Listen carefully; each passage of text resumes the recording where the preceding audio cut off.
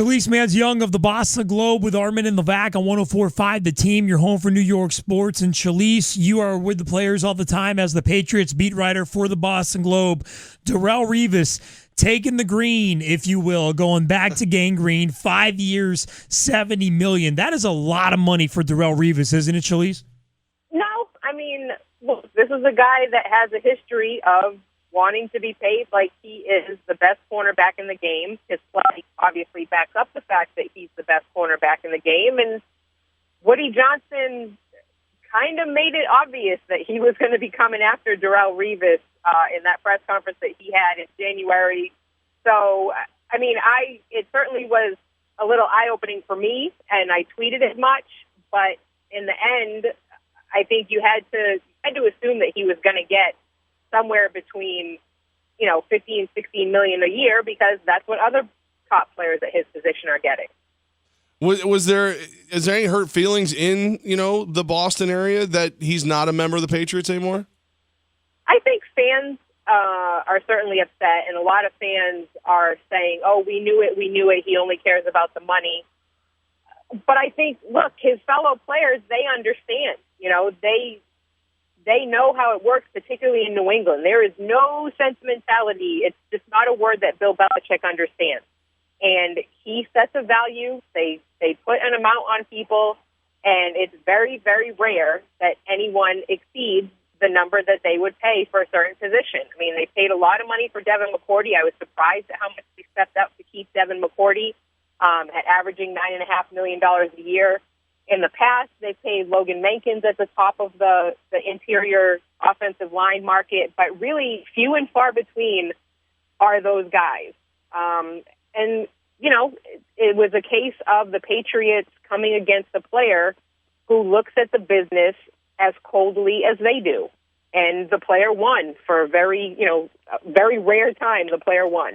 Shalise Manza Young of the Boston Globe, at Shalise M. Young on Twitter. And Shalise, Darrelle is going to be 30 years old this season. He doesn't play like a 30-year-old cornerback in the NFL, does he? No, I don't think he does. We don't get to see much of practice.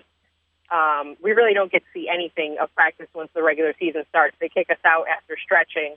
But we heard stories throughout the season of the battles that Darrelle was having with Tom Brady. He's so fanatical about watching film and studying, and his technique is so good.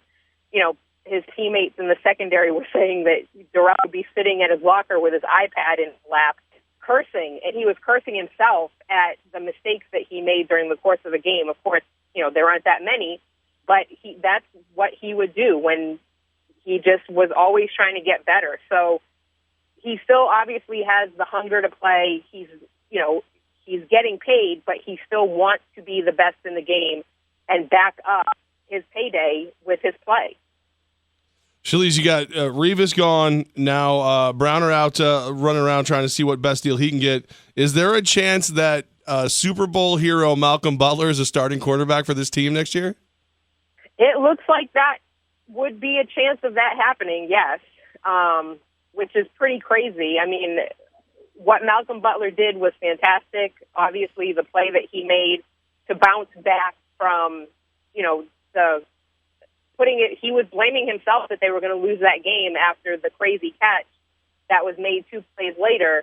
And for him to bounce back and put that behind him and make the play that he did and be as aware as he was fantastic. But there's a reason this kid went undrafted, and that the Patriots were the only team that offered him a deal as an undrafted rookie. So I know they've been impressed with him. I know he's made plays in practice, but he also was a healthy scratch a couple of times during the regular season. So Bill Belichick puts a ton of stock in how players develop from year 1 to year 2, and having that first off season in the facility, being able to learn from the coaches and things like that. And it is possible he makes that jump, absolutely. But yeah, right now it does look like, Malcolm Butler from tiny West Alabama could be a starting cornerback for this team next year. Well, and it'll be fun, Shalise, too, to see what his confidence does, because when Levack and I went up to him at Media Day, he goes, guys, you don't need to talk to me. I'm just a backup. And, we play that audio all the time and kind of make light of it, going, this backup made that play.